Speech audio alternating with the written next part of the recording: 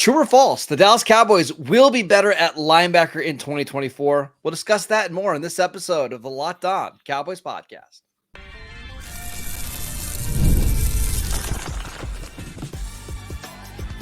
You are Locked On Cowboys, your daily Dallas Cowboys podcast.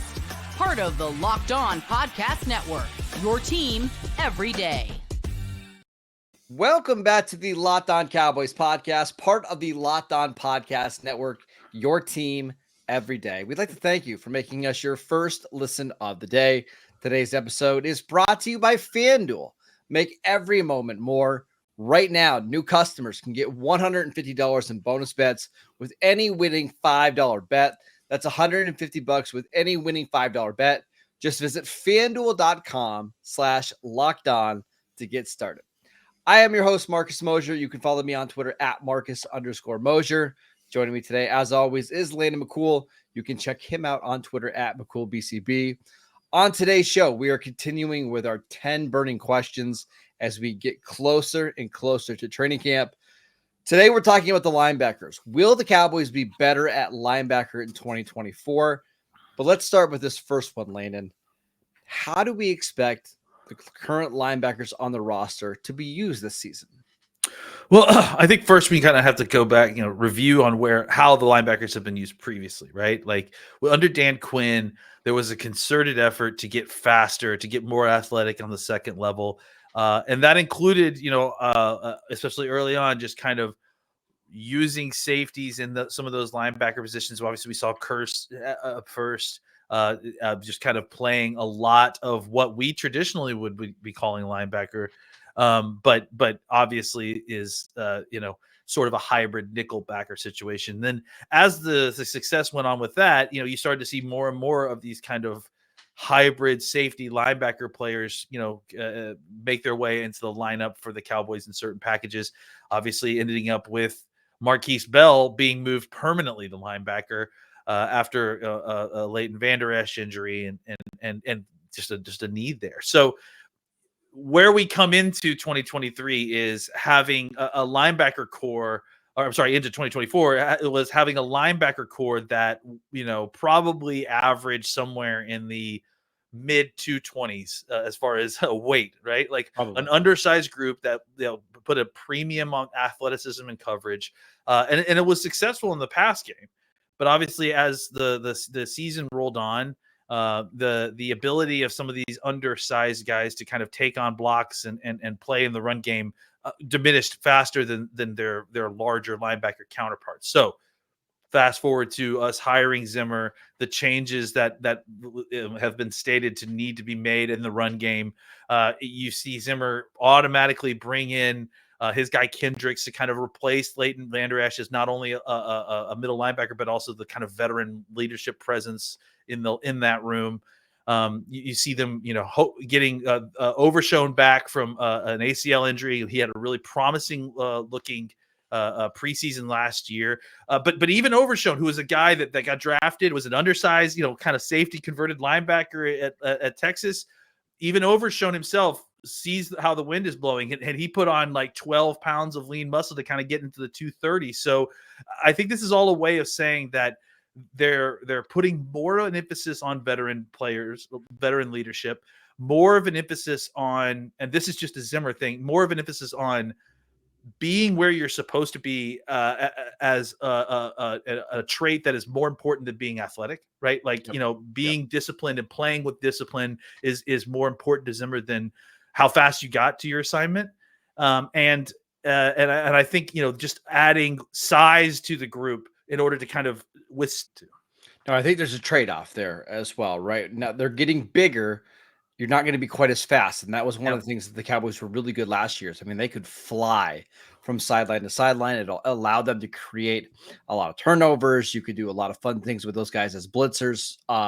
However, I will say it does seem like Mike Zimmer is going to have more defined roles for these linebackers. Where last year it felt like we're just throwing out two linebackers and just go play. Where now it's going to be, at least we expect, Eric Kendricks is going to be your every down Mike linebacker. Overshown has kind of spilled the beans a little bit and said that he's going to be a weak side linebacker, which actually fits him really well. Makes sense. And, Yeah. and it makes sense. And it seems like they're going to be more open to the idea of having a Sam linebacker, which is something we just really never saw in Dan Quinn's defense.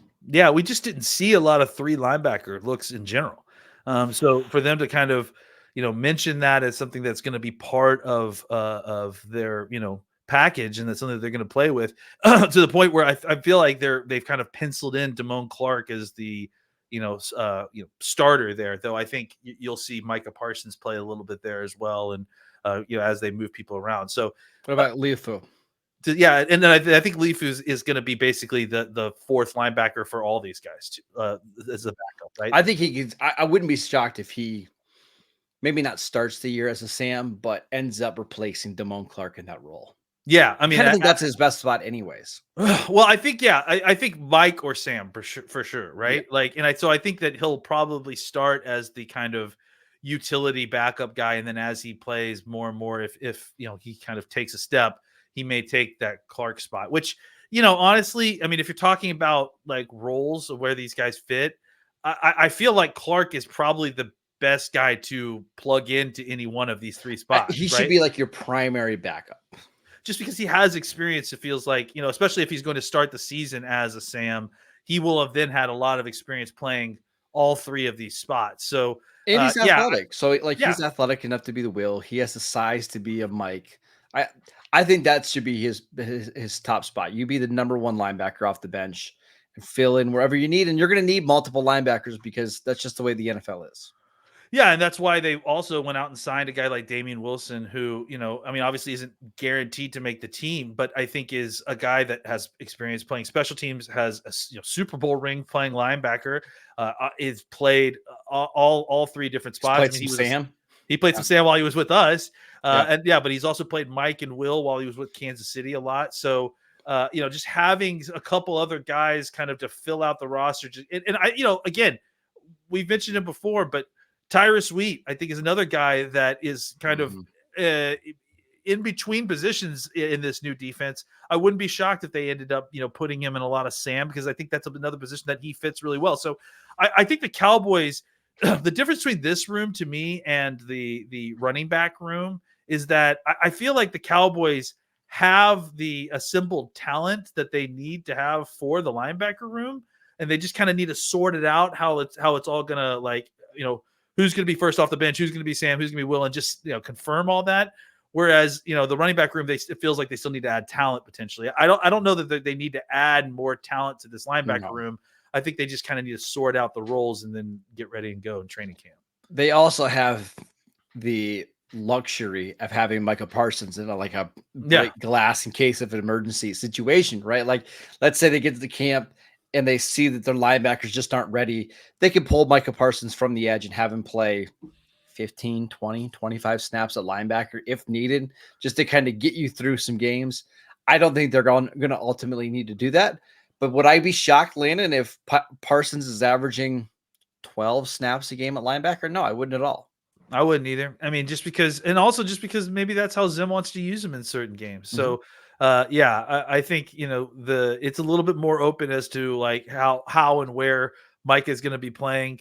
And I wouldn't be at all surprised to see him, taking maybe a slight bump in linebacker snaps and without maybe even losing any of his snaps attacking the quarterback. There's plenty of opportunity as a linebacker in this defense to go after the quarterback. So don't think that just because he maybe lined up a little bit off the ball, that doesn't mean that he isn't coming after the quarterback.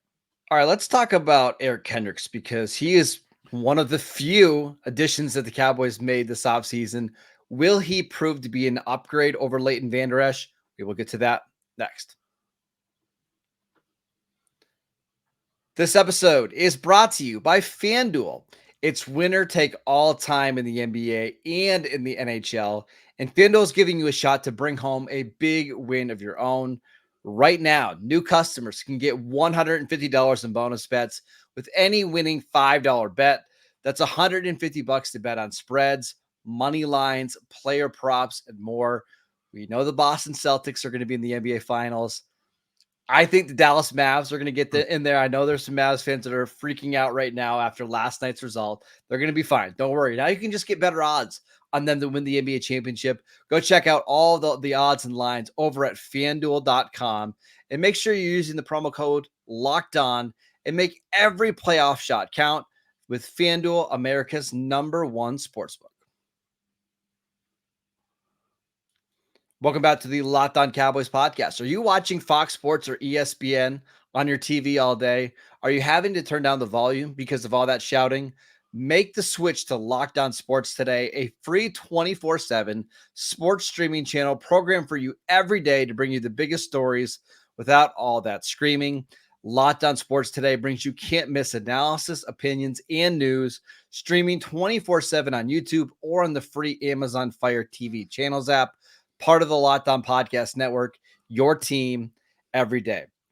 All right, Lane, let's talk about Eric Kendricks, who seems like it's going to be a one-for-one replacement for Leighton Vander Esch, who retired this offseason due to neck injuries.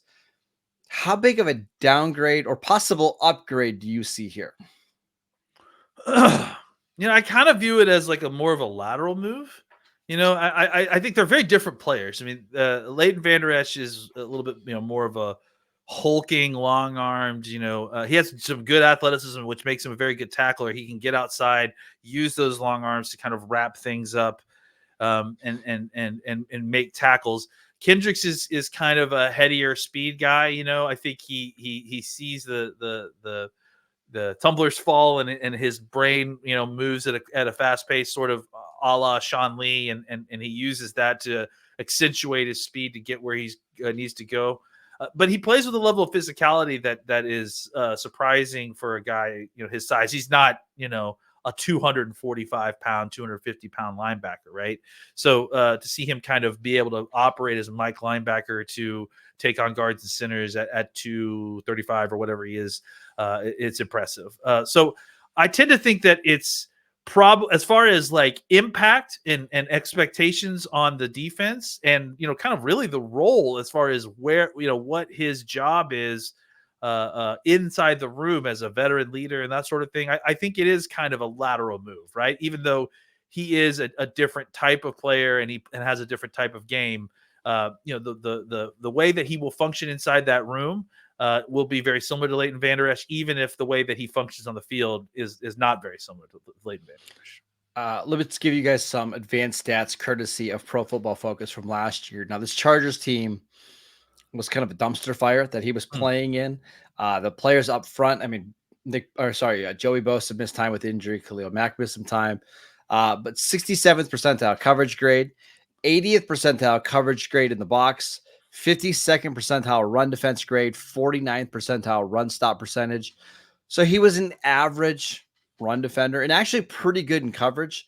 Now, what's funny is those numbers, if you go back to 2022, the last season with Minnesota, he really struggled in coverage, but was really good against the run. So I'm just curious to see how much does he have left at age 32. And I think we have to remember, I think everybody knew that Leighton Vander Esch wasn't going to be a long-term solution. You were kind of they were hoping like year by year just to get good, solid production. All you want from Eric Kendricks this year is just be solid.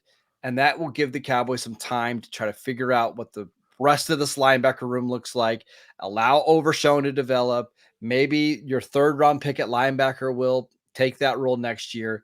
Just be average. That's all they need him to be. Yeah, and they have a couple of guys basically almost all the other names we mentioned are all guys that you hope could provide you with some kind of upside too. I don't know that Clark has played his best football yet. I think obviously Overshown hasn't played any football yet, so it'll be interesting to see what kind of upside he can provide. Same thing with I'm completely saying his name, Larist. This is what I wanted to say, but it's Maurice Lufu. Lufu. We've got to get this guy's name, Maurice Lufu. I think he'll contribute, but I don't know that he's going to be a playmaker at linebacker, obviously his rookie year. But the point is that there are guys who you have surrounding Kendricks that still have a lot of headroom, still have a lot of ceiling left to achieve. So the idea is that Kendricks, I think, is a solid veteran presence that's in the middle of the defense that can kind of lead these guys, that gives you, like I said, a floor, and that the ceiling for this room is, how does Overshown develop? How does Clark develop? How do the rest of these guys kind of continue to grow as the season goes on? And that's where you're going to see kind of the improvement and the leveling up of this linebacker crew is going to happen. I'm actually not that worried about Eric Kendricks like falling off. Like I feel like even at the age of 32, he just knows the system so well. I mean, he's going to be able to stop the run. He's going to know where to be at in coverage. Yes, he's not going to like, he's probably not going to make very many highlight plays that you're seeing people cut up on Twitter the next day, like on Monday. But I just think he's going to be a solid average linebacker. And we would have loved that last year post the late Van Der Esch injury to have that, because they just didn't have consistent enough linebacker play. I don't think he's going to be as dynamic as Van Der Esch was in the first 4 or 5 weeks of the season, but they don't necessarily need him to be either. No, I mean, they really need him to be a backstop, right? Just to kind of the guy that, cleans up if your rookie will linebacker shoots the gap, makes 95% of the play, and then doesn't bring the running back down, right? Like, you just need a guy to kind of clean it up, make sure everyone's lined up. That's the thing too, again, with the Zimmer defense, is that there's so much of an emphasis on assignment and making sure that your assignment sound, that a lot of the benefit of having Kendrick on the field is going to be something that is hard for us to notice. And that's getting guys lined up the way they need to be in order to be in position to make the play, right?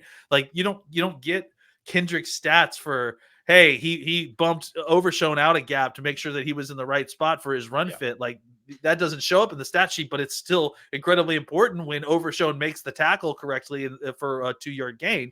So I think it may be a little bit more subtle, but I think that on the field as a producer, it should be as simple as, he's cleaning up a lot of the things. He's making a lot of the tackles you saw Leighton making last year, right?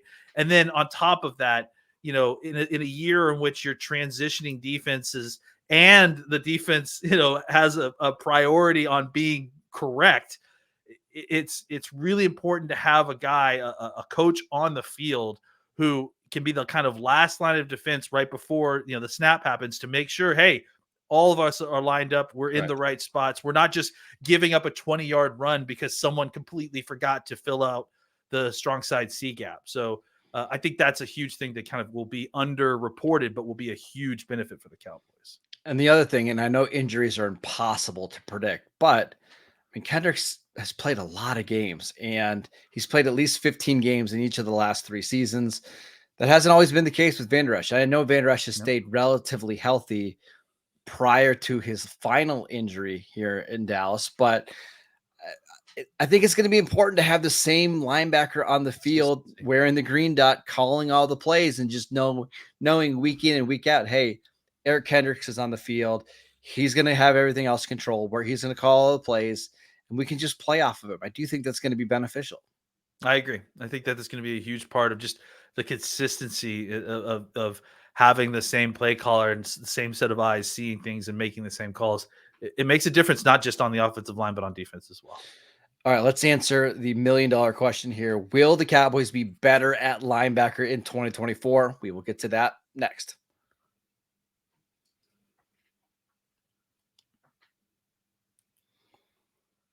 Welcome back to the Locked On Cowboys podcast. We are continuing our 10 questions series as we're getting ready for training camp. Today, we are talking about the linebackers. And let's just throw it out there, Lane. Will this group be better in 2024 than they were in 2023? I think they will. I think the question is kind of going to be, at what point do they kind of cross that Rubicon, right? Like, I think like a lot of these positions, and frankly, this is kind of an ongoing thing with the Cowboys and how they are a draft and develop team.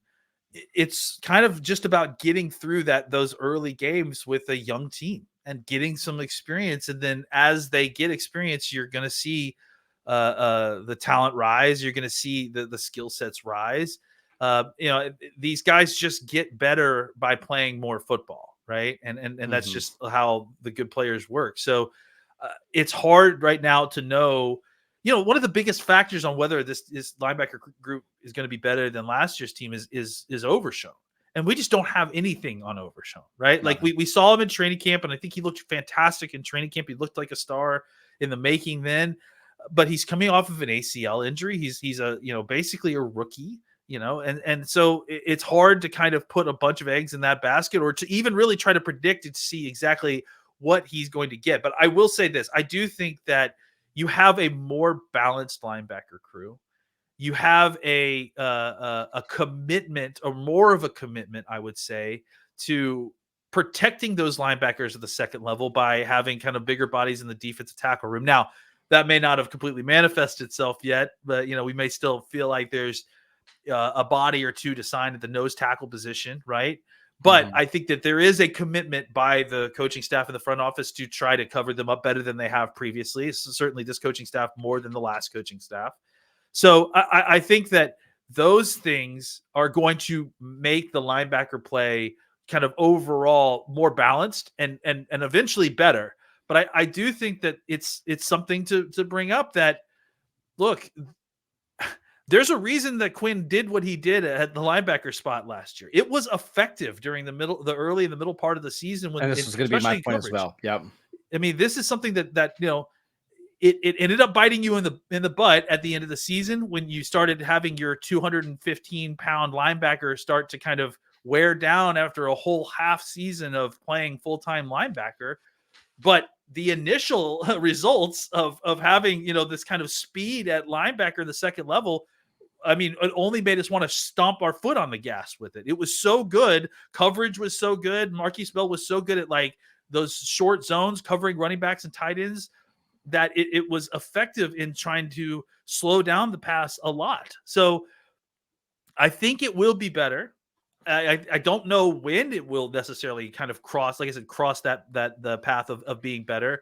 But I do think that immediately the coverage aspect on the second level may take a step back and may take, it just may not be as good because you're asking kind of more versatile guys to play in coverage as opposed to coverage specialist type linebackers that are playing full time. And I'll just add one more thing. I do think that the way that the Cowboys will react to that is you're going to see more help from box safeties, right? In kind of in these coverage, which I think the Cowboys are well, situated to handle that, right? With Marquise Bell, with Damian Wilson, they clearly have a set of guys who can come down the box and cover well. But as far as the linebackers solely themselves, I think it will be better. The question to me is more about when and when does the passing aspect of the linebacker kind of get up to where it needs to be as these guys continue to learn the defense. I'm glad that you brought up Marquise Bell because I remember doing podcasts in the second half of the year where we were saying, hey, Marquise Bell is PFF's highest graded linebacker. Right. Hey, he was the highest graded linebacker again this week. There was a long stretch where he was so far above everybody in terms of linebacker grades that it was almost impossible not to notice. Where I think they could be better is I'm not sure you're going to see the peaks and the valleys like you saw last year with the linebacker play. Like there would be some games where Marquise Bell would look unbelievable, like one of the best players on the field. And then you play in the Buffalo game and it looks like he and Damone Clark are unplayable. Mm-hmm. I don't think that's going to be the case this year. Now, I do wonder, like, what's the ceiling of your linebacker room if you have Damone Clark playing Sam, Kendricks playing Mike, and then basically a rookie Overshown? We'll see. But I do think probably in some of these bigger games against better opponents, let's just call them the Shanahans, like that style of football, right? I think they're going to match up better. And ultimately, that's what we really care about. We've been preaching this all off season. Like the regular season is whatever at this point. It's how do you match up and how do you play in the playoffs? And I think this group could potentially be better suited for postseason football than what last year's group was. However, maybe that won't be good enough this year to get you to the playoffs. Maybe this group won't be as dynamic enough to help you win some of those tighter games in the regular season. I'm fascinated to see what this linebacker room looks like. I will say that I do think that kind of losses that you're going to get by the change in scheme and personnel at linebacker in the pass game, I think they may also kind of be offset a little bit by the gains that you might get from the kind of scheme stuff that Zimmer's going to provide in Hopefully. coverages, because I do think that the one thing that Zimmer is going to hopefully improve. I mean, not improve. I mean, it's just a different philosophy, right? One thing that Zimmer's going to change is the types and the amount of coverages that are played, right? So he's going to make things a little bit more difficult for the quarterback to kind of read, as opposed to just relying on hoping that the defensive line gets there in time to pressure them. Some different looks, mixing coverages, and hopefully that kind of patches up some of the early, bumps and bruises that the linebacker crew is going to experience in the passing game. Who knows? We'll see. It is kind of an interesting concoction of things to try to anticipate, like to try to figure out what is Overshown going to look like. How does 3 linebackers play with this defense? Will the pass rush still be where it needs to be? I think it's so much at this point that we kind of just need to see it all in one spot to kind of, get down the idea of where it's headed. I've got one more question before we go. Why didn't the Cowboys just leave Marquise Bell at linebacker and have him be the primary backup to Overshown at weak side linebacker? Like last year was his first year playing linebacker. Why not just try to give him the offseason to put on 10 pounds and be a backup at linebacker? Because I have some real questions about where he fits in the safety room with Donovan Wilson, with Malik Hooker, with Wanye Thomas, with Izzy Makamu. Like, why not just keep him at linebacker and give yourself more depth and athleticism there? It's a very good question. And I would say that if I had the ability to ask questions of the head coach and get like a non-PR, spin answer from, one of the first ones I would ask is, what's your plan with Marquise Bell? Because I do think he has earned more than just a, good job, now go sit on the bench, right? Like he played way too well in a lot of those games. And really even the inconsistency that you mentioned, which was absolutely there. I mean, a lot of that you could chalk up not necessarily even to just him being an undersized linebacker. You could chalk that up to him being a young player who's starting for the first time and playing against Buffalo in Buffalo. It's like, so I think that you're right in the sense that I don't necessarily love that I haven't heard a lot about Marquise Bell so far this offseason and what exactly is the plan for him. I think it's kind of been just us, assuming that he's moving back to safety. I mean, I think he is moving back to safety because he isn't getting talked about in the linebacker room. Everything we've indicated that is the case, but I do hope that he gets an opportunity to play a lot because I think he earned it after last year. And honestly, I think that there should be a role for him as a linebacker in certain packages because I think he's really good at playing coverage at the second level and making tackles. So I think it's worth it. I hope that they continue to investigate that situation because I do think they have something there with Marquise Bell if they deploy him correctly. I mean, he's going into year 3 and he's been moved all over the place. And I get that the low spots were really low, but man, he was so good at times last year, man. I know. And that's like, keep him at linebacker and just allow him to, I don't want to say he should be in a battle with Overshown, but he probably should be in a battle with Overshown for some weak side linebacker spots. Why he has not? more starts than Overshown. He's done more in the NFL than Overshown. I think he should at least have been given an opportunity to try to gain some of that weight and then see if he could hold up at linebacker, even if in a rotation. I mean, imagine if you could get Overshown and Bell in a rotation and get like consistent high-end Marquise Bell level play from those two the rest of the season. That would be incredible. So I don't know. We'll see. All right, that is it for today's show. We want to thank you for making Locked On Cowboys your first listen every single day. Every dayers. On tomorrow's show, we're going to answer your Twitter questions, so make sure that you send them into us at Marcus_Mosier, at McCoolBCB. Go download the podcast wherever you get your podcasts. We are free and available on all platforms. Go check us out on Twitter at Locked On Cowboys, and we will see you right back here tomorrow.